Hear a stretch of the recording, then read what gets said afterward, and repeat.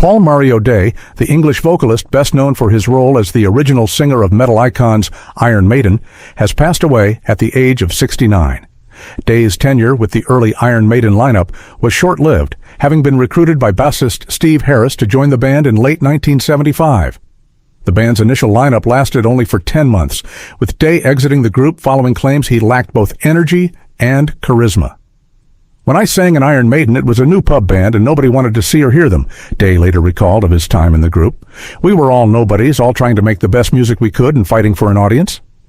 Though a live member with no recorded output to his name, Day was replaced by Dennis Wilcock, who himself a short-lived member of the group, lasting only until 1978 without appearing on any recorded material. Wilcock was later replaced by Paul Di'Anno, who performed on the band's first 2 albums before being succeeded by longtime vocalist Bruce Dickinson. Iron Maiden's self-titled 1980 debut album also contained the track Strange World, which Day later claimed he had co-written without being properly credited. "Back then, we were all pulling for the same side, and it still hurts to think the first ever song I ever composed was on a big-selling album and nobody knows it was me," he said. In 2019, however, Day asserted the issue of co-authorship was finished with, adding that everything's fine as far as that's concerned. Following his brief stint with Iron Maiden, Day also fronted the groups More and Wildfire before joining a reformed version of English glam rockers Sweet as their lead vocalist alongside guitarist Andy Scott and drummer Mick Tucker.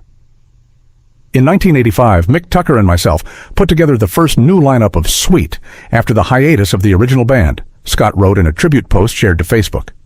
"We needed a singer, and when Paul arrived for the audition, we looked no further." Our first dates were in Australia, total sellouts, which boded well for the future. Europe followed suit, and 3 sold-out nights at the Marquee in London produced a live album, video, and DVD. Live at the Marquee did well in various charts around the world, and Paul's vocal performance has stood the test of time. He was a well-loved figure in British rock music and played many memorable shows, not least the legendary 1981 Monsters of Rock show at Castle Donington with AC/DC, Whitesnake, David Coverdale, as well as tours with Iron Maiden, Def Leppard, and many other legendary artists.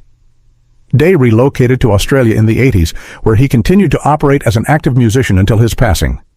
"My deepest condolences to his wife, Cecily, and family and friends," Scott added in his post. "A sad day for all Sweet fans."